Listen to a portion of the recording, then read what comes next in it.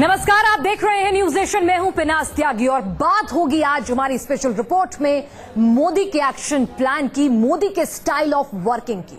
जी हां, हर दिन एक नई नसीहत, हर किसी के लिए एक नया एजेंडा। कुछ इसी स्टाइल में नरेंद्र मोदी चला रहे हैं अपनी सरकार को अभी बने बमुश्किल 10 दिन का वक्त भी पूरा नहीं हुआ, लेकिन मोदी जी लगातार नए नए प्लान बनाते जा रहे हैं। आज हमारी खास पेशकश में हम आपके सामने वही सारे प्लान और वही स्टाइल ऑफ वर्किंग लेकर आए हैं इस खास पेशकश मोदी के एक्शन प्लान में। कश्मीर से लेकर काशी तक, ये पहले है? और विकास से लेकर गंगा के उत्थान तक, मोदी के प्लान में मानो देश का हर हिस्सा शामिल है। नरेंद्र मोदी ने जिस तरह प्रधानमंत्री की कुर्सी की पारी शुरू की है, उसे देखकर लगता है कि वो अपने और विकास से लेकर गंगा के उत्थान तक, मोदी के प्लान में मानो देश का हर हिस्सा शामिल है। नरेंद्र मोदी ने जिस तरह प्रधानमंत्री की कुर्सी की पारी शुरू की है, उसे देखकर लगता है कि वो अपने गुजरात मॉडल को अब एक कदम आगे ले जाकर इंडिया मॉडल बनाना चाहते हैं। सरकार अपने लक्ष्य को प्राप्त करेगी और जन भावनाओं की उम्मीदों पर खरा उतरेगी, इसमें कोई संदेह मुझे लगता है किसी को नहीं होना चाहिए। मोदी गुजरात से दिल्ली पहुंच चुके हैं, लेकिन उनके काम करने का अंदाज रत्ती भर भी नहीं बदला है। वो अधिकारियों को बेखौफ होकर काम करने की हिदायत दे रहे हैं, तो मंत्रियों और सांसदों के लिए भी नसीहतें दे रहे हैं। उनके साथ दुनिया रिश्ते बनाने के लिए बेकरार है, तो खुद मोदी भी दूसरे देशों से संबंध मजबूत करने में जुटे हैं। मोदी के एजेंडे का पिटारा वादों से भरा पड़ा है। इस पिटारे में किस वर्ग के लिए क्या है, कहां मोदी विकास को किस तरीके से करना चाहते हैं, आखिर क्या है पीएम मोदी की सोच, जानने के लिए बने रही हमारे साथ और देखिए मोदी के action plan. T news nation. तो मोदी के एक्शन प्लान में सबसे पहले आपको दिखाते हैं मोदी की वो नसीहत जो आज से पहले शायद ही किसी प्रधानमंत्री ने अपने मंत्रियों या सांसदों को दी हो। बीजेपी संसदीय दल की बैठक में मोदी ने अपने पांव न छूने का एक अनोखा फरमान ही जारी कर डाला। संसद भवन में बीजेपी संसदीय दल की बैठक में मोदी ने एक ऐसा ऐलान किया जिसकी उम्मीद शायद ही किसी ने की हो। मोदी ने अपने सांसदों को संबोधित करते हुए कहा, सांसदों को मेरे या किसी और वरिष्ठ नेता के पांव नहीं छूने चाहिए। सूत्रों के मुताबिक मोदी की इस हिदायत का इशारा कांग्रेस की तरफ था और मोदी ने इशारों में सांसदों को ऐसी हरकतों से बचने की हिदायत दी जिनसे चापलूसी झलकती हो। दरअसल शपथ ग्रहण के बाद कुछ सांसदों ने मोदी के पांव छुए थे और इसी को लेकर मोदी ने ये नई हिदायत जारी की। इतना ही नहीं, 20 मिनट के अपने भाषण के दौरान मोदी ने पार्टी के सांसदों को एक और अहम नसीहत भी दी। मोदी ने सांसदों से कहा, पार्टी की बातों को जनता के सामने रखने के लिए पार्टी के अंदर प्रवक्ता है और सांसदों को प्रवक्ता जैसी भूमिका नहीं निभानी चाहिए। शायद मोदी बीते 10 दिनों के अंदर पार्टी के कुछ सांसदों के ऐसे बयानों को लेकर बोल रहे थे जो विवादों का सबब बन गए थे। मोदी ने ये भी कहा कि सांसदों को बेवजह बयानबाजी से बचना चाहिए। Honorable Prime Minister has guided the members of Parliament. We advise them about the need for attention. He has also suggested to the members to spend time in their constituencies and also focus on the states which are going to go to polls in the next phase. Party सांसदों को मोदी का तीसरा मंत्र था उनके कर्तव्य को लेकर। मोदी ने कहा, सभी सांसदों को प्रदर्शन करना होगा और इसके लिए उन्हें अपना होमवर्क करना चाहिए। सांसदों को संसद में चर्चा के दौरान भी हाजिर रहना चाहिए। सांसदों को अपने लोकसभा क्षेत्रों में वक्त देना चाहिए और जनता के संपर्क में रहना चाहिए। मोदी की ही तरह बीजेपी के सबसे वरिष्ठ नेता लालकृष्ण आडवाणी ने भी सांसदों से जनता के भरोसे पर खरा उतरने की अपील की। मोदी के ये मंत्र साबित करते हैं कि वो सिर्फ बातें ही नहीं करते, बल्कि अपनी बातों और वायदों को पूरा करने का इरादा भी रखते हैं। नरेंद्र मोदी बेहतर शासन देने में लगे हुए हैं और अभी से ही 5 साल बाद के रिपोर्ट कार्ड की तैयारी करने में भी जुटे हुए हैं। यही वजह है कि मोदी चाहते हैं कि उनके सांसद भी बेहतर काम काज कर सकें, जिसके चलते उनका रिपोर्ट कार्ड भी चुस्त दुरुस्त रहे। वीडियो जर्नलिस्ट सुमित कुमार के साथ अमितेश सिंह, न्यूज नेशन, दिल्ली। मोदी ने मंत्रियों और सांसदों को नसीहत तो दे दी है, मोदी की नसीहतों का मोदी के कैबिनेट पर क्या असर पड़ा है और कैसे मंत्री मोदी की हिदायतों का करेंगे पालन, जानने के लिए हमारे संवाददाता मितेश सिंह ने केंद्रीय मंत्री संतोष गंगवार से ये खास बातचीत की। बात करते हैं केंद्रीय मंत्री संतोष गंगवार साहब से। सर, जिस तरह से मोदी सरकार ने डे 1 से कामकाज शुरू किया था, जिस तरह से एसआईटी का गठन हुआ ब्लैक मनी को लेकर के, क्या मानते हैं कितनी उम्मीदें हैं और कितनी अपेक्षाएं की जाएं सरकार से, क्योंकि डे 1 से गवर्नेंस को लेकर के ज्यादा जोर है? नहीं, वास्तव में इस बार का परिवर्तन गुड गवर्नेंस के ही हुआ है और आम मतदाता और देश के नागरिक चाहते हैं कि परिवर्तन हो और दिखाई भी दे। और हम ऐसा महसूस करते हैं कि जिस ढंग से माननीय प्रधानमंत्री जी ने काम शुरू किया है, परिवर्तन दिखाई देना शुरू हो रहा है। पहले से ही कहा जा रहा था कि सुशासन और विकास के मुद्दे पर हम आगे बढ़ेंगे, तो सुशासन को लेकर के और विकास के एजेंडे को लेकर के आपको क्या लगता है? जिस तरह से आप लोगों की भी मीटिंग हुई, सारे मंत्रियों के साथ उन्होंने मुलाकात की थी 7 RCR में, कि क्या माना जाए कि कब तक डिलीवर होने लगेगा, कब तक दिखने लगेगा सुशासन और विकास? ये तो प्रारंभिक बातें, और आप एक सप्ताह में ही चाहें कि 5 साल का एजेंडा पूरा हो जाए, ये जरूरी नहीं है।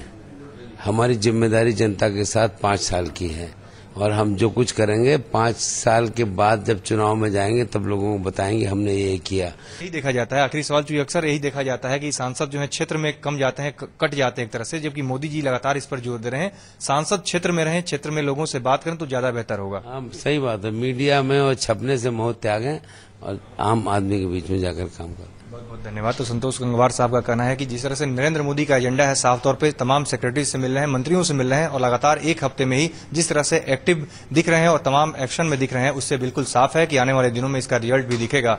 वीडियो जर्नलिस्ट पवन तिवारी के साथ मितेश सिंह, न्यूज नेशन, दिल्ली। तो मोदी की नसीहतों की लिस्ट में सिर्फ उनके सांसद ही नहीं बल्कि उनकी कैबिनेट भी है। सिर्फ 10 दिन के भीतर ही मोदी ने अपने मंत्रियों के लिए एक 10 सूत्रीय एजेंडा तैयार कर लिया है और साथ ही साथ वो अपने मंत्रियों से टारगेट भी मांग रहे हैं आने वाले 100 दिनों का। 10 दिनों में तैयार हो 100 दिनों का एजेंडा, ये है मोदी का स्टाइल। मंत्रिमंडल बनने के 3 दिन के अंदर ही मोदी ने अपने मंत्रियों के लिए यह फरमान जारी कर दिया था। मोदी ने सभी मंत्रियों से अपने अपने मंत्रालयों का 100 दिन का एजेंडा तैयार करने को कहा था। इतना ही नहीं, मोदी ने अपने मंत्रियों को कुछ और खास सलाह भी दी थी, जिसमें सबसे अहम था पारदर्शी शासन। मोदी ने मंत्रियों से हर सूरत में जनता की उम्मीदों पर खरा उतरने की नसीहत दी। साथ ही मोदी ने ये भी साफ कर दिया था कि मंत्रालयों और उनके विभागों के कार्यक्रम और कामकाज का सीधा फायदा जनता तक पहुंचना चाहिए। मंत्रियों को मोदी का तीसरा मंत्र था जनता की शिकायतों को सुनने को लेकर। मोदी ने मंत्रियों से कहा है कि मंत्री सोशल साइट्स पर अकाउंट खोलें ताकि जनता की बातें उन तक सीधे पहुंचे। इसके साथ ही साथ मोदी ने मंत्रियों को खर्च में कटौती के निर्देश भी दिए। ऐसा नहीं है कि मोदी ने सिर्फ मंत्रियों को निर्देश दिए, उन्होंने खुद भी सरकार का एक 10 सूत्री एजेंडा तैयार किया और उसे मंत्रियों के साथ साझा किया। देखिए मोदी का ये 10 सूत्री एजेंडा क्या है। देश में नौकरशाही का मनोबल बढ़ाना होगा, जिससे वही नतीजों से न डरे। शिक्षा, स्वास्थ्य, बिजली, इन पर खास जोर दिया जाएगा। सरकार के कामकाज में नए विचारों का स्वागत किया जाएगा। सरकार में पारदर्शिता को बढ़ावा दिया जाएगा। ई ऑक्शन को बढ़ावा दिया जाएगा। मंत्रालयों के बीच आपसी तालमेल का इंतजाम होगा। जनता की उम्मीदें पूरी करने पर पूरा ध्यान दिया जाएगा। अर्थव्यवस्था से जुड़ी चुनौतियों से निपटा जाएगा। बुनियादी ढांचे को सुधारना और निवेश को बढ़ाना प्राथमिकता होगी। नीतियों पर तय समय सीमा पर अमल किया जाएगा। सरकारी नीतियों में स्थायित्व होना चाहिए। मोदी ने इस एजेंडे के पहले सूत्र पर खुद ही काम किया। मीडिया में आई खबरों के मुताबिक मोदी ने अधिकारियों से खुद कहा है कि वो बिना किसी दबाव के बेखौफ होकर काम करें और अगर उन्हें किसी भी किस्म की दिक्कत हो तो वो सीधे मोदी से बात करें। मोदी के बारे में कहा जाता है कि बतौर सीएम गुजरात में भी वो लगातार सरकारी अफसरों से सलाह लेते रहे थे और मोदी दिल्ली में भी इसी आइडिया को चलाना चाहते हैं। मोदी सरकार के कामकाज में अफसरों की भूमिका को कितना अहम मानते हैं, इसका अंदाजा आप इस बात से लगा सकते हैं। मोदी ने पीएम पद की शपथ लेने से पहले ही यूपीए सरकार के दौरान चलाए गए कार्यक्रमों पर कैबिनेट सचिवों से पूरी रिपोर्ट मांगी थी। इन अफसरों को भी पीएम से मिला है प्रदर्शन का मंत्र। मोदी ने अफसरों से कहा था कि मीटिंग के लिए पूरी तैयारी करके आएं, प्रेजेंटेशन छोटी और सटीक बनाएं, फॉलो अप मीटिंग्स के लिए तैयार रहें और दफ्तरों में साफ सफाई का पूरा ख्याल रखें। मोदी जहां अपने विकास मॉडल को आगे ले जाना चाहते हैं, तो वहीं दूसरी तरफ किसी भी किस्म के खतरे से भी वो सचेत हैं। सूत्रों के मुताबिक मोदी ने अपने मंत्रियों को स्टिंग ऑपरेशन जैसी चीजों को लेकर आगाह किया है। खबरों की माने तो मोदी की नसीहत के बाद मंत्रियों के दफ्तर के बाहर काउंटर बना दिए गए हैं, जहां मुलाकात से पहले मोबाइल जमा करा लिए जाते हैं। कुछ मंत्रियों के दफ्तर के बाहर इस बाबत सूचना भी चिपका दी गई है। ये मोदी के क्विक एक्शन का ही नतीजा है कि उनके पीएम बनने के बाद से ही अफसर हरकत में आ गए हैं। अफसर और मंत्री एक दूसरे से तालमेल बना रहे हैं और जरूरत पड़ने पर ओवर टाइम भी कर रहे हैं। यानी अभी तक तो मोदी के ये प्लान बिल्कुल सटीक निशाने पर लगते दिख रहे हैं। Team news nation. मोदी ने अफसरशाही और मंत्रालयों के बीच तालमेल पर जोर दिया है। साथ ही साथ उन्होंने अफसरों को बेखौफ होकर काम करने के लिए भी कहा है। मोदी का ये मंत्र ब्यूरोक्रेसी पर वास्तविकता में, व्यवहारिकता में कैसा असर डालेगा, ये जानने के लिए हमारे संवाददाता मधुरेंद्र ने बात की एक पूर्व आईएएस ऑफिसर केएस मेहरा से।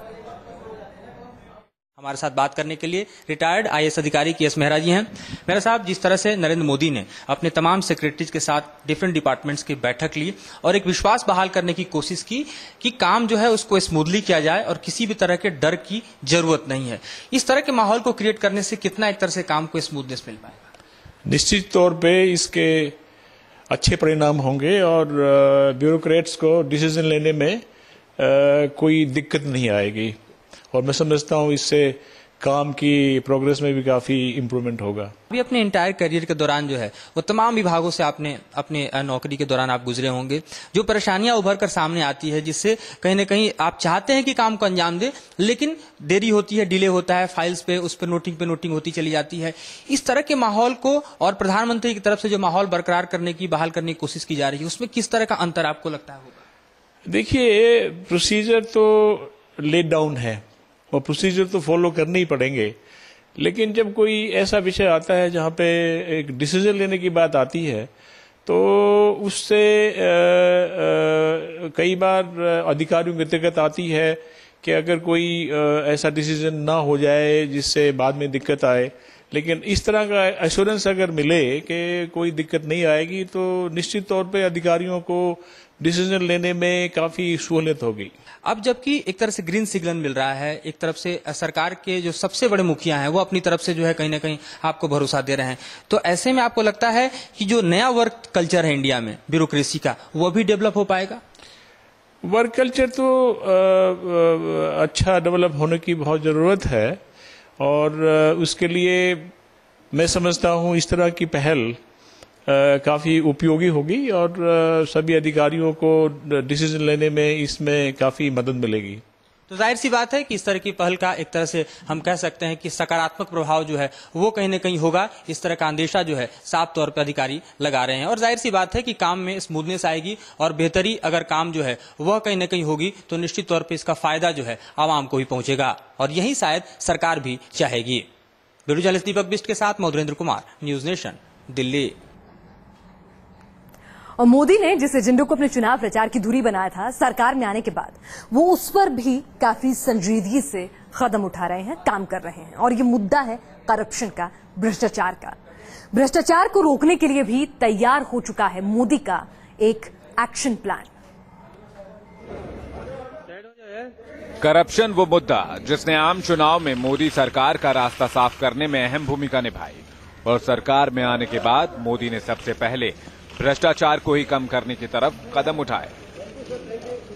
मोदी के इस एंटी करप्शन प्लान में सबसे पहले उन्होंने अपनों को ही हिदायतें दी। मोदी ने अपने सभी मंत्रियों और सांसदों को निर्देश दिए थे कि वो अपने किसी रिश्तेदार या करीबी को अपना प्रतिनिधि न बनाएं। मोदी के एक सांसद ने अपने पिता को प्रतिनिधि बना दिया था, लेकिन जब मोदी के फरमान की बात आई तो फौरन सांसद ने अपने कदम वापस खींच लिए। समय से पहले ही योजनाएं तैयार करने के लिए मशहूर मोदी ने सरकार बनने से पहले ही भ्रष्टाचार के अपने फॉर्मूले को साफ कर दिया था। न्यूज नेशन से खास बातचीत के दौरान मोदी ने कहा था कि भ्रष्टाचार की जांच से बेहतर है ऐसे तरीके अपनाना जिनसे भ्रष्टाचार हो ही ना।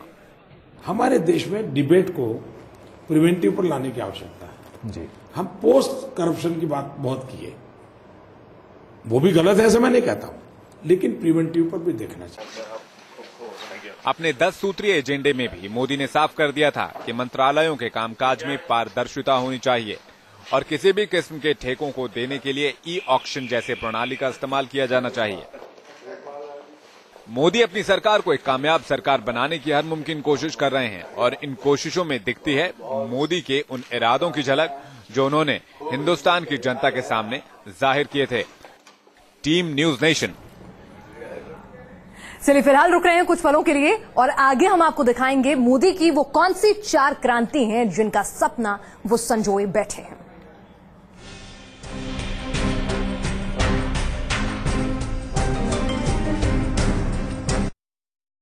भाई दिल्ली का मौसम ठीक है? तुझे फिर पैसे चाहिए? भाई 3000 का कांड हो गया यार। डैडी जी का स्कूटर लेके निकला था यार, पेड़ आ गया यार। और तू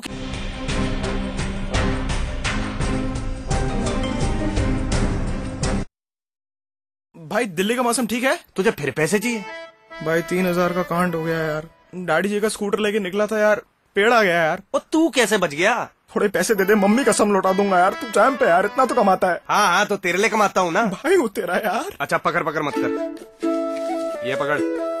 और सुन, अब 6 महीने तक ना मुझसे मौसम का हाल मत पूछियो। अगर तू बाइक दिला देता ना तो नौबत ही नहीं आती। चले चल फोन काट। अब मोबाइल से पैसे भेजना अपने हाथों देने जितना तुरंत। वोडाफोन M-पैसा। क्या सचमुच एलियंस होते हैं? आपने कभी देखे? आपको क्या लगता है? बड़ी दूर से आए हैं 9 जून से सिर्फ सब पर। सर ये नए स्टार के आने के बाद आप चुपचाप गाड़ी चलाओ। नया स्टार मैच में? यहाँ भी? यस। हमने एक टेबल बुक किया था। किस नाम से? अब दिखाता हूँ स्टार कौन है। जिन्होंने जीता है नया star. All new star city plus. इसका डिजाइनर स्टाइलिंग आपको बना दे स्टार। तो ये है नया स्टार और ये दे 86 के एमपीएल माइलेज स्टाइल से। TVS star city plus, style का नया स्टार।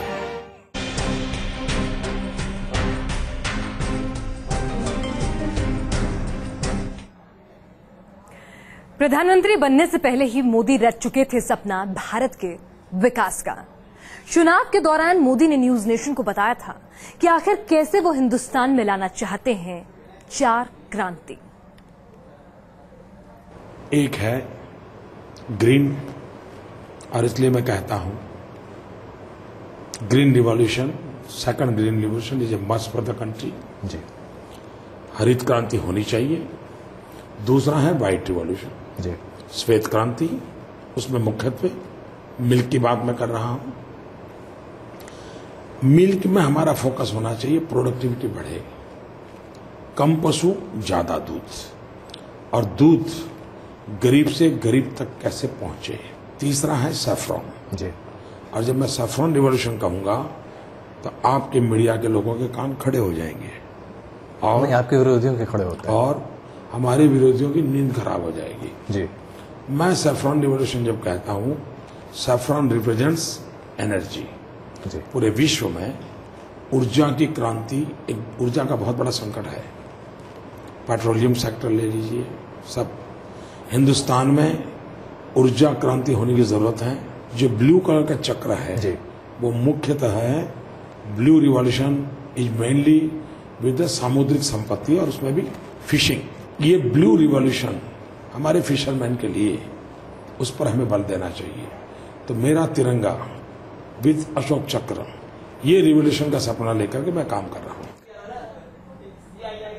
तो मोदी की सरकार आते ही जहां शेयर बाजार उछाल मार रहा है, वहीं बाजार के जानकार भी मोदी सरकार से आर्थिक सुधारों और बड़े निवेश की उम्मीद लगाए बैठे हैं। हमारे साथ सीआईए के चीफ अजय श्रीराम साहब हैं। सर, सबसे पहला सवाल, आज प्री बजट कंसल्टेशन पे उद्योग जगत की मीटिंग हुई, किस तरह का रिस्पांस मिला है अंदर से? नहीं, मेरे ख्याल से तो मैं पहले ये कहूंगा कि फाइनेंस मिनिस्टर भी थे और मैडम कॉमर्स मिनिस्टर भी थी, तो मेरे ख्याल से दोनों को वहां बैठना और सारे 2.5 घंटे हमारे साथ रहना, उससे हमें बहुत खुशी हुई है कि वो सीरियसली ले रहे हैं होलिस्टिक तरीके में, सिर्फ फाइनेंस नहीं। एक तो वो, दूसरा मैं कहूंगा कि हमने तो उनसे ये सजेस्ट करा कि आप टैक्स सिंप्लीफिकेशन करिए।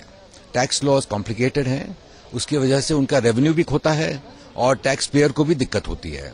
हमने तब जीएसटी पे भी बात करी है, डीटीसी पे भी बात करी है, गार पे भी बात करी है, इन्वेस्टमेंट्स पे भी बात करी है, कैसे इन्वेस्टमेंट बढ़ाएं, ईज ऑफ डूइंग बिजनेस पे बात करी है, क्योंकि अल्टीमेटली इन्वेस्टमेंट चाहिए भारत को। जब तक इन्वेस्टमेंट्स नहीं आएंगे और इकोनॉमिक एक्टिविटी नहीं बढ़ेगी, ग्रोथ नहीं बढ़ेगी। तो मेरे ख्याल से इस पे सब पे हम फोकस करना चाहेंगे। सर, रोजगार बड़ी समस्या है, उसके क्रिएशन को लेकर के, और दूसरी चीज ये है कि जीएसटी जो है, जिस तरह से जो स्टेट से भी कंसर्न करता है, उस पर क्या बातचीत हुई और उस पर क्या अमल हो सकता है आने वाले? देखिए, हमने तो सजेस्ट करा है कि जीएसटी लाना बहुत जरूरी है और सीआईआई तो ये पिछले 3 साल से कर रही है। तो साफ तौर पर जिस तरह से बात हो रही है कि जीएसटी को लागू किया जाए और साथ में उद्योग जगत की जो डिमांड है वो यही है कि जॉब क्रिएशन हो और उसके लिए पॉलिसीज जो हैं वो बेहतर बनाई जाएं। वीडियो जर्नलिस्ट मनोज कुमार के साथ सैयद आमिर हुसैन, न्यूज नेशन, दिल्ली। चलिए, तो मोदी के पास हर चीज के लिए अपना एक एक्शन प्लान है। मंत्री कैसे कामकाज करेंगे उसके लिए एक एक्शन प्लान है, ब्यूरोक्रेट्स के साथ वो कैसे डील करेंगे उसके लिए बाकायदा एक एक्शन प्लान मोदी ने तैयार कर लिया है। तो यहां पर अर्थव्यवस्था सुधारने के लिए भी उनके दिमाग में खाका तैयार है। तो विदेश नीति भी मोदी के एजेंडे में सर्वोपरि है। हर मंत्रालय के लिए प्लानिंग कर रहे हैं, लेकिन एक मोर्चे पर मोदी काफी आगे बढ़ चुके हैं, विदेश नीति का मोर्चा। मोदी ने पीएम बनने के साथ ही दूसरे देशों के साथ संबंधों पर जोर देना शुरू कर दिया है। भारत के प्रधानमंत्री का शपथ ग्रहण और मेहमानों में शामिल हैं पाकिस्तान के प्रधानमंत्री। इस ऐतिहासिक लम्हे का गवाह देश मोदी की वजह से ही बना। मोदी की इस पहल के कोई ठोस नतीजे भले ही न दिख रहे हों, लेकिन उन्होंने दोनों देशों के बीच एक नई पहल की शुरुआत जरूर कर दी। मोदी ने नवाज शरीफ की मां के लिए शॉल भेजी, तो इस तोहफे का इस्तकबाल नवाज शरीफ ने मोदी की मां हीराबेन के लिए साड़ी भेजकर किया। जानकारों के मुताबिक पाकिस्तान के साथ रिश्तों को लेकर उठाया गया मोदी का यह कदम रंग ला सकता है और संबंधों में सुधार भी ला सकता है। सबसे बड़ा जो कदम उन्होंने उठाया है वो पड़ोसी देशों को बुलाने का उठाया है और उसकी भूरी भूरी प्रशंसा देश में भी हुई है, बाहर भी हुई है। मैं समझता हूं उन्होंने ये साफ किया है कि पड़ोसी देशों के साथ संबंधों को सुधारना हमारी सबसे बड़ी चुनौती है और सबसे बड़ी प्रायोरिटी भी है। सिर्फ पाकिस्तान ही नहीं बल्कि सार्क देशों के प्रतिनिधियों की मेहमान नवाजी कर मोदी ने दक्षिण एशिया में भारत की स्थिति को मजबूत करने की तरफ पहल की है और इसी सिलसिले में मोदी जल्द ही भूटान की यात्रा भी करेंगे। मोदी की कूटनीति की एक और बड़ी कामयाबी है अमेरिका का न्योता। लंबे वक्त तक मोदी से परहेज रखने वाले अमेरिका ने मोदी को ओबामा से मिलने का न्योता भेज दिया है, जो साफ साफ बयां करता है कि अब अमेरिका जैसा देश भी भारत की अहमियत को नकार नहीं सकता। सरकार में आने के साथ ही विदेश नीति के मोर्चे पर मोदी के हाथ कामयाबी तो लगी है, लेकिन अभी कुछ बड़ी चुनौतियां बाकी हैं, जिसमें एक बड़ा मुद्दा है संयुक्त राष्ट्र की सिक्योरिटी काउंसिल में भारत को स्थायी सदस्यता दिलवाना। भारत लंबे वक्त से इस कोशिश में लगा हुआ है। देखना ये है कि क्या मोदी इस मुकाम तक पहुंच पाएंगे। चाहे वो सरहद पर हिंदुस्तानियों के जवानों के सर काटने का मुद्दा हो या फिर सीमा पार से आतंकवाद का। सरकार में आने से पहले मोदी ने हर मुद्दे पर सख्त रुख अपनाने के संकेत दिए थे। अब मोदी सरकार में है, तो क्या वो अपनी कथनी को करनी में तब्दील कर पाएंगे? इसका इंतजार पूरे हिंदुस्तान को है। रिश्तों में सुधार को लेकर प्राइम मिनिस्टर नरेंद्र मोदी ने विदेश नीति पर अब तक जो भी कदम उठाया है, लोगों ने उसकी खूब सराहना की है। लेकिन मुद्दों के आधार पर नरेंद्र मोदी की विदेश नीति की ये राह इतनी आसान भी नहीं होगी। अमेरिका जहां न्यूक्लियर एनर्जी और इकोनॉमिक ट्रेड को लेकर रिजिड एटीट्यूड शो करेगा, वहीं पाकिस्तान कश्मीर के मुद्दे पर नरेंद्र मोदी को टीज देता रहेगा। अगर चाइना की बात करें तो चाइना एक तरफ जहां इकोनॉमिक ट्रेड पे कदम से कदम मिलाकर चलना चाहेगा, वहीं ईस्टर्न लद्दाख और अरुणाचल प्रदेश खासकर एलएसी को लेकर हमेशा नरेंद्र मोदी के नब्ज दबाता रहेगा। वीडियो जर्नलिस्ट शान पटनायक के साथ नीता चौधरी, न्यूज नेशन, दिल्ली। तो हिंदुस्तान के विकास के लिए हर मोर्चे पर एक्शन में है नरेंद्र मोदी।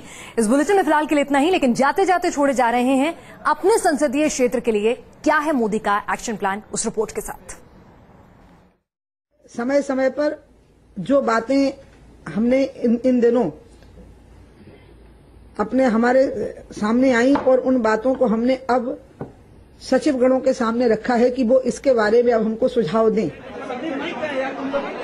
उमा भारती प्रधानमंत्री मोदी के ड्रीम प्रोजेक्ट को पूरा करने के ब्लूप्रिंट के बारे में बता रही हैं। गंगा एक्शन प्लान पर मंत्रियों की बैठक के साथ ही इस ड्रीम प्रोजेक्ट की शुरुआत हो गई है। बैठक के पहले दिन ही मोदी के ड्रीम प्रोजेक्ट गंगा सफाई अभियान का खाका तैयार कर लिया गया। अविरल निर्मल गंगा के लक्ष्य को पूरा करने के लिए बैठक में विस्तार से चर्चा की गई। अविरल और निर्मल गंगा का जो हमारा लक्ष्य है वो हम जल्दी से जल्दी प्राप्त कर सकें, इसलिए 4 विभागों के जो मंत्रीगण हैं इनका समूह समय समय पर बैठेगा। गंगा की सफाई के लिए जो ब्लूप्रिंट तैयार हुआ है उसके मुताबिक गंगा में 45 मीटर चौड़ी ड्रेजिंग की जाएगी। ड्रेजिंग के जरिए इनलैंड वाटरवे का निर्माण होगा। ड्रेजिंग के पहले चरण में वाराणसी से लेकर हुगली तक टर्मिनल बनाया जाएगा।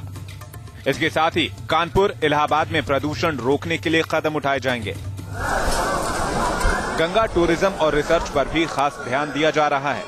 टूरिज्म के आधार पर गंगा का मंदिर, light and sound show, museum और इन सब बातों के बारे में पर्यटन विभाग करेगा।